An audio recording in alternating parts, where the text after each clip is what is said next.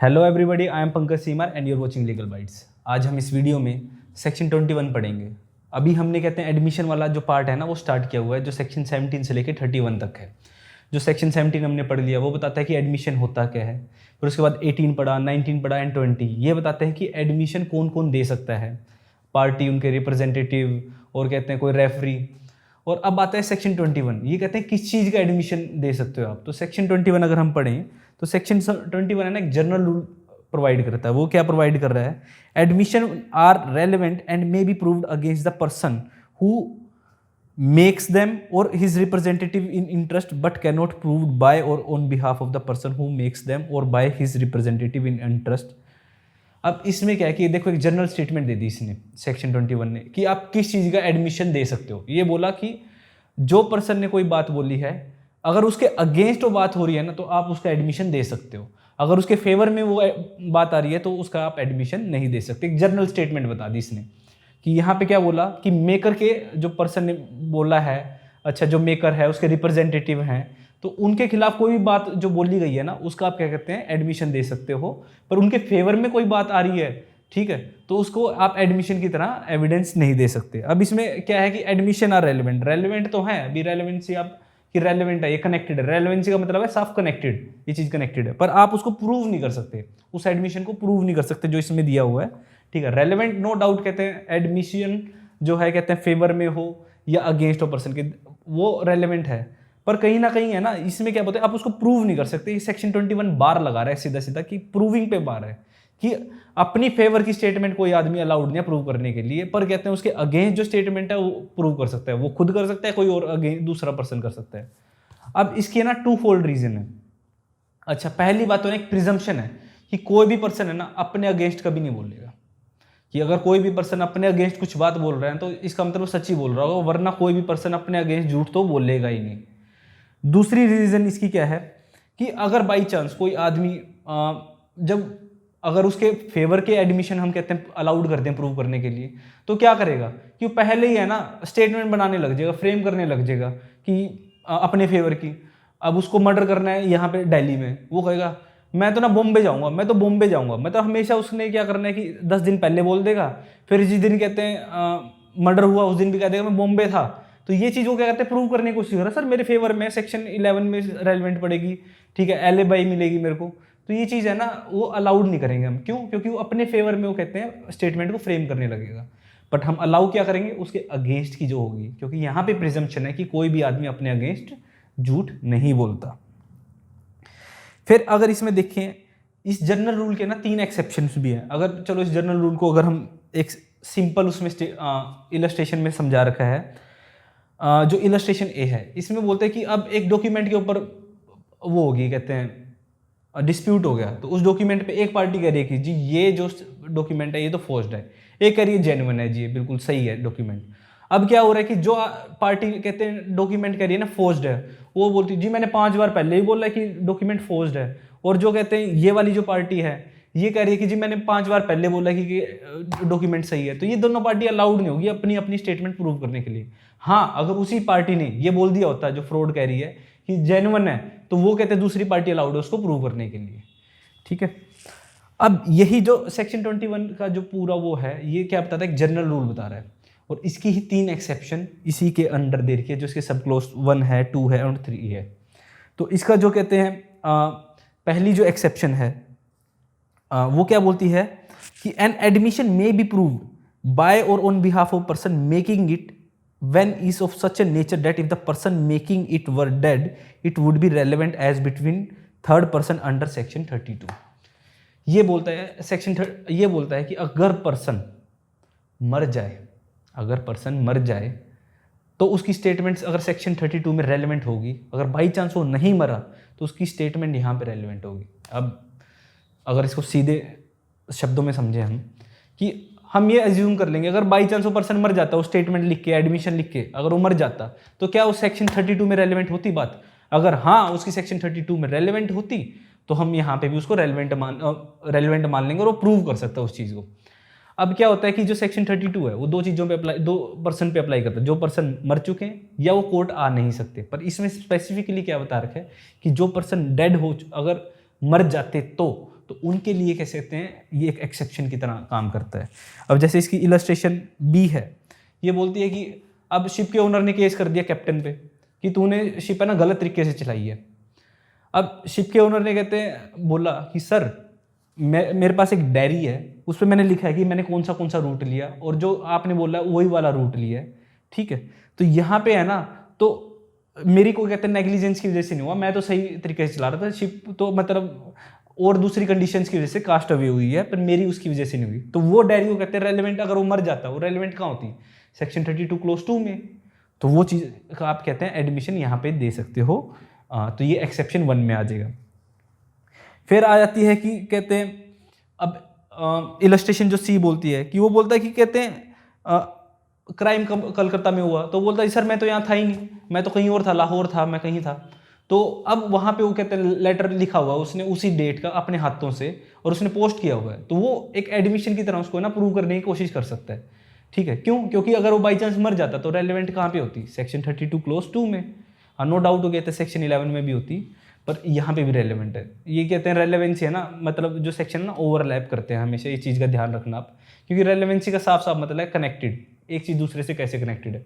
वो सेक्शन 6 में भी कनेक्टेड हो सकती है, 8 में भी कनेक्टेड हो सकती है, सेम चीज़ सेक्शन 32 में भी कनेक्टेड हो सकती है। ये सारा कनेक्शन है, वो ओवरलैप हो सकता है। अब एक बड़ा इंपॉर्टेंट क्वेश्चन है मेंस का। अब क्या है कि है ना, बहुत सारे लोग क्या सोचते हैं, मतलब मेंस में काफ़ी बार क्वेश्चन पूछा गया है और संभावना भी है आगे पूछा जाए या इंटरव्यू में आपसे पूछ ले।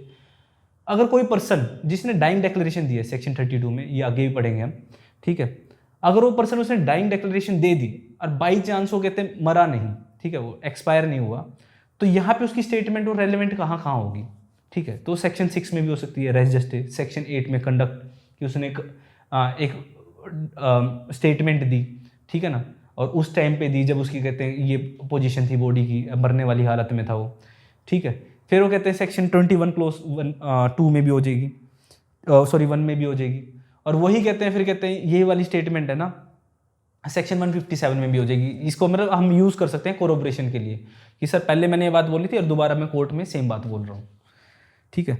अब इसकी आ जाते हैं हम जो एक्सेप्शन 2 पे। तो एक्सेप्शन 2 क्या बोलता है, an admission may be proved by और on behalf of a person making it when it consists of a statement of existence of a state of mind or of body relevant or in issue made or about the time when such state of mind or body existed and is accompanied by the conduct rendering its falsehood improbable।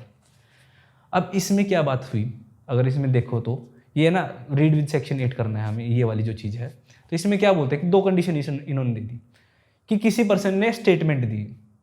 अब वो statement दी उस person ने, तो statement में क्या बोला, उसने ये बोला कि अपनी, और वो स्टेटमेंट किससे रिलेटेड थी, बॉडीली फीलिंग या स्टेट ऑफ माइंड से रिलेटेड, ठीक है। अब मेरा सर दर्द हो रहा है, मतलब एक ये उसने दे दी। अब बॉडीली फीलिंग है, सर दर्द हो रहा है, ठीक है, या पेट दर्द हो रहा है मेरा, तो एक उसने स्टेटमेंट दी, ठीक है। अब ये स्टेटमेंट कब देनी चाहिए इसके हिसाब से, कि ये स्टेटमेंट तब देनी चाहिए कि कहते हैं जब वो कहते हैं तुम्हारे सर दर्द हो रहा है, ये नहीं है कि 4 दिन पहले मेरा सर दर्द, मतलब सर दर्द था उस दिन, ठीक है, या फिर उससे पहले मेरा सर दर्द होगा, तो ये चीज़ रेलिवेंट नहीं है। इसमें क्या बोला है कि कहते हैं आप वही बात दे सकते हो कि क्या कहते हैं जो पर्सन के state of mind on the spot थी और तब उसने स्टेटमेंट दी। उसके साथ साथ अब सेकंड कंडीशन है कि ये चीज़ तो ठीक है भैया, अच्छा कि कंडीशन उस टाइम देनी चाहिए ताकि भी फैब्रिकेट ना हो, कोई आदमी फैब्रिकेट ना कर दे। 4 दिन पहले सर दर्द था जी, मेरे तो पेट दर्द था, मैं वहाँ गया ही नहीं, ठीक है, मैं यूनिवर्सिटी गया ही नहीं, या मैं कहते हैं कोचिंग गया ही नहीं, उस दिन मैं पढ़ रहा था, या सॉरी पेट में दर्द था मेरे, या मेरे उल्टियाँ लग रही थी, तबीयत खराब थी, ठीक है। तो ये चीज़ें कहते हैं कि वो आदमी कहते हैं झूठ भी बोल सकता है, पर हाँ ऑन द स्पॉट अगर किसी को बोल रहे, उसका दोस्त आया हुआ था, यार उल्टी आई अभी अभी मैं उल्टी करके आया हूँ, मतलब ठीक है ना, या मेरे पेट में बहुत दर्द हो रहा है, तो वो चीज़ हो जाएगी। प्लस इसके साथ कंडीशन के साथ क्या है कि कंडक्ट भी होनी चाहिए, कि उसकी एक कंडक्ट दिखा रही है कि मतलब वो कंडक्ट क्यों कर रहे हैं इसमें, कि कल स्टेटमेंट रेलेवेंट नहीं है यहाँ पे, साथ में कंडक्ट भी हो। पेट में दर्द होगा तो ऐसे पकड़ रखा है उसने, सर दबा रहा है, उसकी फेस एक्सप्रेशन से दिख रहा है। क्योंकि क्या होता है ना, जब आदमी पेन में होगा ना उसकी कंडक्ट कुछ और होगी, मतलब क्या क्यों इन्होंने एक रीज़न, जो इसका प्रॉपर रीज़न हम ये कहेंगे भी, कहते हैं कंडक्ट और प्लस स्टेटमेंट इन्होंने रेलेवेंट क्यों मान रहे हैं यहाँ पे, कल स्टेटमेंट क्यों नहीं मान रहे, क्योंकि पर्सन है ना झूठी गवाही दे सकता है, झूठा बोल सकता है आदमी, मतलब वो कोई भी बात झूठ बोल सकता है, हाँ मैंने ये काम करा है, ठीक है, पर उसकी कंडक्ट है ना बहुत रेयर है कि वो झूठ बोल रहे उसकी कंडक्ट। क्योंकि क्या होता है कि आप है ना बातों को बना सकते हो पर कंडक्ट बनाना बड़ा औखा होता है। हाँ नो डाउट ये एक्टर्स वगैरह बना सकते हैं, प्रोफेशनल बना लेते हैं, ठीक है, पर एक आम आदमी से वो कहते हैं मतलब कम चांसेस होते हैं, ठीक है। तो आम आदमी के कम चांसेस है कि कहते हैं अपनी कंडक्ट भी वो अच्छे से उसी तरीके की बना ले वो, ठीक है। तो मतलब ईजी क्या है कि कली स्टेटमेंट बोलना ईजी है, पर कहते हैं कंडक्ट उसके साथ लेके आना वो डिफिकल्ट है, ठीक है, तब यहाँ पे रेलेवेंट होगी। अब इसकी इलस्ट्रेशन देख लेते हैं हम। इसकी इलस्ट्रेशन जैसे डी होगी, अच्छा इलस्ट्रेशन डी होगी या ई होगी। डी क्या बोलती है कि अब एक आदमी के वो लग गया, अभी तेरे को पता था तो ये कहते हैं स्टोलन प्रॉपर्टी और तूने खरीदी है ये, ठीक है, तो रिसीवर ऑफ स्टोलन प्रॉपर्टी के लिए उसको प्रोसिक्यूट कर रहे हैं। तो कह रहा है सर मुझे नहीं पता था, मैं तो है ना मार्केट रेट से इसको 1 रुपया नहीं कम कर रहा था, ठीक है, अगर 500 रुपये गया ना तो मैं 500 रुपये में बेच रहा था जिसकी मार्केट वैल्यू है। तो अगर कोई चोरी का होता पर्सन, अगर चोरी की प्रॉपर्टी होती है तो आदमी सोचता है सस्ते में जाए पर जाए मेरे यहाँ से निकले भला टले ये, ठीक है, तो वो इसकी कंडक्ट दिखा रही है। तो ये चीज़ यहाँ पे उसका चीज़ का आप क्या दे सकता है, एविडेंस दे सकता है। फिर उसके बाद एक पर्सन के ऊपर हुआ कि कहते हैं तो इसके पास है ना काउंटरफिट कोइंस हैं कहते हैं पोजेशन में इसके, ठीक है। तो ये बोलता सर ये चीज़ तो मैंने एक्सपर्ट से पूछी थी, एक्सपर्ट बोलता जेन्युइन है, तो मैंने उनकी बात मानी और अपने पास रख लिया। तो ये चीज़ क्या बात हो रही है, तो ये भी उसकी कंडक्ट दिखा रही है पर्सन की, तो ये भी एक उसकी मतलब फेवर में है जो कंडक्ट, तो आप उसका एडमिशन दे सकते हो। देखो पहली जो कंडक्ट थी अभी कहते हैं उसके फेवर की वाली बात थी, ठीक है, जो पहली एक्सेप्शन थी अगर वो मर जाता तब उसकी प्रूव हो सकती है। यहाँ पे उसकी कंडक्ट स्टेटमेंट प्लस कंडक्ट है जो उसकी फेवर की है, तो वो प्रूव करवा सकता है, ठीक है। अब लास्ट जो इसमें आ रहा है एक रेजिड्यूरी क्लोज है, ठीक है। ये रेजिड्यूरी क्लोज क्या है, अच्छा एन एडमिशन में बी प्रूव्ड बाय और on behalf of person making it if it is relevant otherwise then admission. अब हमें पता है कि रेलेवेंसी वाला जो चैप्टर है सेक्शन 5 to 55, ठीक है, तो ये क्या बताते हैं, रेलेवेंसी मतलब कनेक्टेड है कोई भी चीज़ कहीं से भी। बोलते ये रेजिड्यूरी क्लोज क्या बोलता है कि आप एडमिशन उन चीज़ों का भी दे सकते हो जो आपके फेवर में है, पर बाई चांस सेक्शन 21 में नहीं आ रही, पर वो बाकी सेक्शंस में रेलेवेंट हो रही है, सेक्शन 6 में रेलेवेंट हो रही है। रेस जस्टिस भागता भागता कोई पर्सन गया, ठीक है, उसने बोला हाँ उसने मेरे को मारा, ठीक है, या मैंने कहते हैं उसको पानी पिलाया, तो ये सारी चीज़ होगी। या फिर कहते हैं सेक्शन 8 में आ गई वो कंडक्ट आ गई उसकी, सेक्शन 14 में आ गई, मतलब ये कहीं से भी आ जाए, मतलब ये कहीं से भी कोई भी रेलेवेंट होगी ना, ये रेजिड्यूरी क्लोज बोलता है। अगर उसके फेवर की है तो यहाँ पे आप प्रूव कर सकते हैं। देखो इसका सिंपल लॉजिक एक है कि स्टेटमेंट एक जीनस है, वो कहते हैं एडमिशन भी हो सकती है, एक नॉर्मल स्टेटमेंट भी हो सकती है जो कोई चीज़ को प्रूव कर रही है। अगर वो कहते हैं एडमिशन होगी और सेक्शन 21 के उसमें आ गई कि उसके पर्सन के अगेंस्ट है, तो वहाँ प्रूव हो जाएगी वो। बाई चांस उसके अंदर नहीं आ रही पर बाकी चीज़ों में तो रेलेवेंट हो सकती है किसी फैक्ट को प्रूव करने के लिए, फैक्ट इन इश्यू को प्रूव करने के लिए, तो बाकी चीज़ों में रेलेवेंट तो आप उसका भी एडमिशन दे सकते हो। Thank you for watching, please do like and subscribe. And और ये मेंस के जो क्वेश्चन है ना, इनको मेंस और प्री के क्वेश्चन इस सेक्शन के हिसाब से ये जरूर देख लेना आप। Thank you.